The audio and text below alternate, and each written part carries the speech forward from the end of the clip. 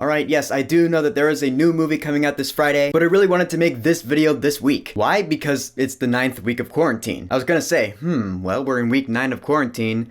I wonder what movie I should make a video about.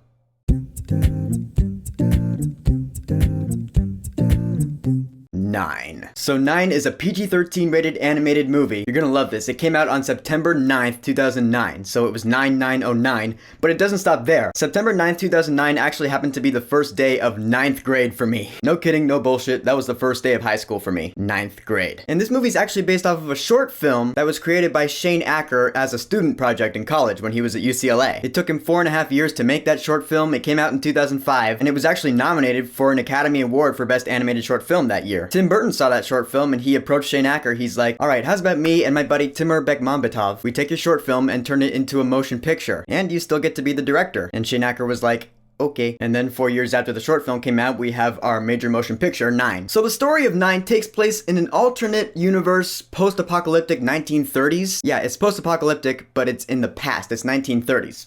That's why it's an alternate universe. The main character is this little Stitch Punk doll named 9. He's got the number 9 painted on his back. That's his number. He wakes up in this world and there's a mystery he's got to solve. He meets other Stitch Punk dolls like him. He learns what happened in this world, what caused the apocalypse he is now in the post of. But unfortunately, in the process, he accidentally awakens this big machine, which I can only describe as GLaDOS from hell. This big, huge brain AI that makes machines in its own image and wants to kill all these Stitch Punk dolls. And now we have our pretty awesome movie. I watched it last night for the first time in a while, and I was like, nah, this movie's still pretty cool. First of all, you got a pretty good cast here. 9 is voiced by Elijah Wood, Frodo Baggins. He's a really good protagonist because when he wakes up in this world, he knows as much as you, the audience, knows, which is next to nothing. So you're learning about this world along with him. His best friend that he makes is 5, voiced by John C. Reilly. So yeah, not only is he some good comic relief, but he's also a really good character because he's the best friend character. You know, he ends up becoming the Sam to 9's Frodo. And yeah, all these Stitch Punk dolls, their names are the numbers that have been painted on their backs. So the 9 characters are numbers 1 through 9. You get used to it pretty fast. So 5 brings 9 to this sanctuary place where a few other Stitch Punk dolls are hanging out. They're being led by 1, who's voiced by Christopher Plummer. Yeah, see, like I said, good cast. And 1 is the really, cautious type. He doesn't want to leave the sanctuary because there are scary beasts out there, which, does make sense because you don't want to die, so let's just stay in here. But on the other side of that, 9 wants some answers. He's like, why are there beasts out there? And what can we do to stop them? So there comes the conflict between 9 and 1. And it gets to a point where he's like, no, screw 1, I'm gonna go out there and I'm gonna find some answers. He ends up running into 7, who's voiced by Jennifer Connelly, and she is probably the most badass character in the movie. Because again, she's like, no, screw 1, I'm gonna go out there and find some answers. And not just find some answers, but fight these beasts. You see her with her spear and her bird skull helmet. She knows how to fight, and it's really cool to see. And I love the aesthetic of this movie. Now, I'm not really a steampunk, post-apocalyptic kind of guy. Like, I'm not a huge fan of the whole wasteland, Mad Max style kind of stuff. At least, I like it in short doses, I'll say that. I could watch like one movie in that genre, but I won't like marathon a bunch of them. As opposed to like comic book movies, for example, where I could watch like 3 of those in a day. But the aesthetic of this movie is really cool. It's post-apocalyptic, so everything is run down and decrepit. Like that establishing shot where it pulls out and you see everything is just ruined. And plus it is, steampunk, because again, it's the 1930s, so everything is all retro, and it's using bits and pieces from other machines to make other machines. I find it really cool. The animation is something you're gonna have to get used to, because it's not like Disney animation level of animation. It's kind of a step down, and I don't mean that in a bad way. For me, when I watch this movie, it reminds me of the animation of the Bionicle movies, as in the straight-to-DVD Bionicle movies that you may or may not have seen. The animation style is very similar. But I grew up with these Bionicle movies as a kid, so when I saw 9 for the first time, the animation was really nothing new to me. In fact, I was probably like, oh yeah, look at that, it reminds me of Bionicle. It looks really cool. And like I said, this is a PG-13 movie, so there are some images in here that might freak little kids out. Like there's a scene where one of the characters, 8, he goes out, he sits outside, and he sits on a severed human hand that's just laying there on the ground. You see that and you're like, whoa.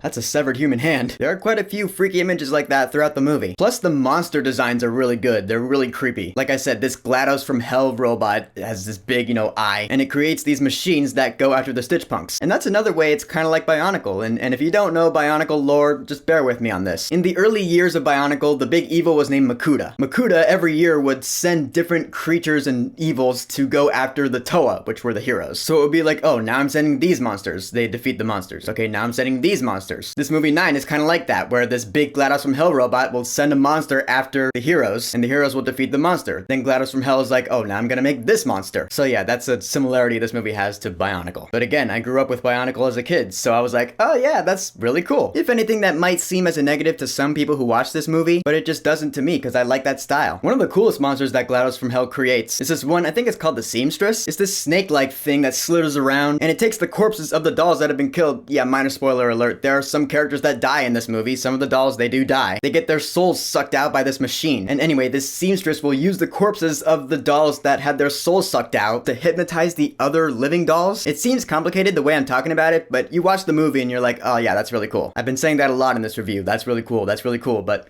it's true. There are admittedly a couple of cheesy elements of the story, and some parts where you're gonna have to suspend your disbelief a little bit. Like there's a big explosion towards the end of the film and you're like, okay, well these dolls would be roasted by that. But they're not. But that's really the only instance I can think of. Other than that though, I still find this movie really solid. The music in 9 was done by 2 people. Of course, Tim Burton being involved with this movie, I'm sure he was like, alright, why don't I get my buddy Danny Elfman in on this? So Danny Elfman wrote the themes for this movie, but the majority of the score was written by another composer named Deborah Lurie. So it was a collaborative effort. And the score is really good. There are a couple of good themes in there. And there are a couple of instances during the action scenes where the score sounded like the score from the Bionicle movies. Again, another similarity to Bionicle. I can't help it with this movie. In a couple ways, this movie is like if Tim Burton got his hands on Bionicle. You know, the animation style, plus it's robots going after robots, the score having some similarities, it just makes sense. So in the end, 9 is still a really cool movie 10.5 years later. The cast is really good. You know, Elijah Wood, John C. Reilly, Christopher Plummer, Jennifer Connelly. You also have Martin Landau and Crispin Glover in there. Yeah, like I said, solid cast. The animation's really cool. It's stylistic. The world is really detailed. Like, this is one of those movies where you could see something new in the details every time you watch it if you just look around. A lot of the designs are really creepy and scary, and the ending is really good. I'm not gonna spoil the ending, and there is a little bit of a cheese factor in that ending, just a little bit though. If you can let that slide,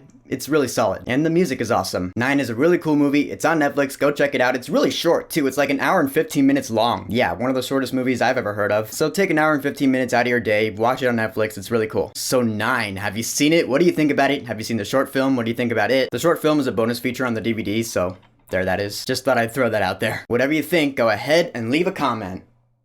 And don't forget to subscribe.